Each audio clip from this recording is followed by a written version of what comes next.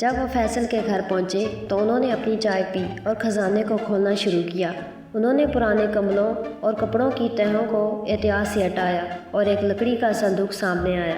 انہوں نے آہستہ سے صندوق کھولا اور حیرت سے اسے دیکھتے رہ گئے۔ او میرے خدا! عائشہ نے حیرانی سے کہا، مجھے یقین نہیں آ رہا کہ میں کیا دیکھ رہی ہوں۔ لڑکے اور فیصل کے بھائی بس خاموشی سے دیکھتے رہے۔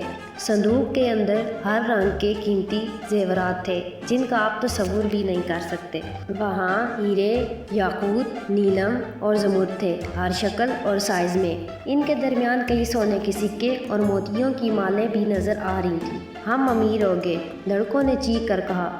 ابھی نہیں، فیصل کے بھائی نے درمیان میں بات کاٹی، یہ کسی کا گم شدہ خزانہ ہو سکتا ہے اور مجھے نہیں لگتا کہ تمہیں اسے خرچ کرنے کا سوچنا چاہیے جب تک کہ ہم اس بارے میں مزید جان نہ لیں۔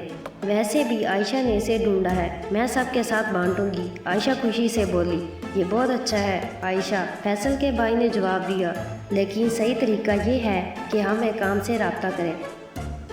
اگلے دن وہ چاروں اور عائشہ کی والدہ پولیس اسٹیشن گئے۔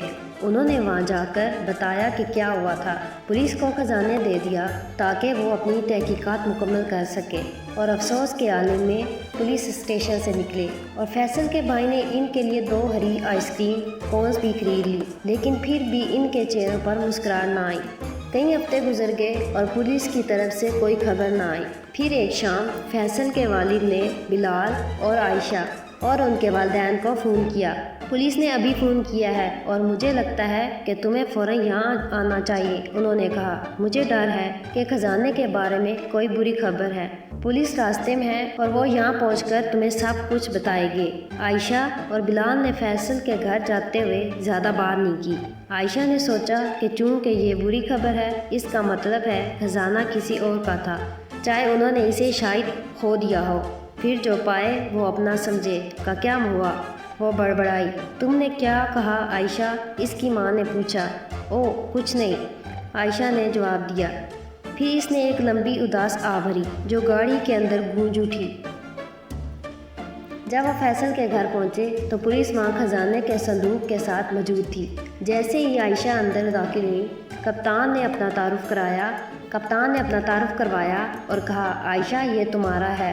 تمہارے والدین کو کچھ کاغذات پر دستخط کرنے ہوں گے، لیکن یہ صندوق اور اس کے اندر کی ہر چیز تمہاری ہے۔ عائشہ، فیصل اور بلال خوشی سے چیخنے لگے اور کمرے میں ناچنے لگے۔ پھر عائشہ نے پوچھا، بری خبر کیا ہے؟ کپتان مسکرایا اور کہا، یہ خزانہ اتنی دولت کا حامل ہے جس کا تم اندازہ بھی نہیں لگا سکتے، اور اس نئی دولت کے ساتھ بڑی ذمہ داری بھی آتی ہے۔ عائشہ کو کپتان کی بات پوری طرح سمجھ نہیں آئی، مگر اس وقت اس کی کوئی اہمیت نہیں تھی۔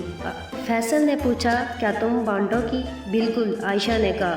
تو شاید میں اب بھی وہی ہوتی اگر تم اور بلال میری مدد نہ کرتے۔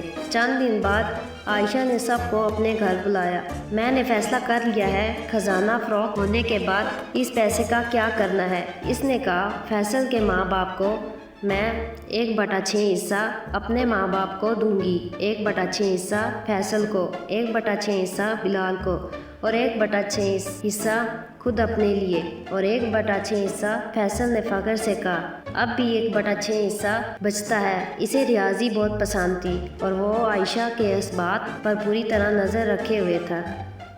نہیں، ایسا نہیں ہے، عائشہ نے کہا۔ ہے بھائی، بلال نے کہا۔ نہیں ہے، عائشہ نے غصے سے جواب دیا۔ جیسے ہی فیصل کہنے ہی والا تھا، یہ پھر سے شروع ہو گیا۔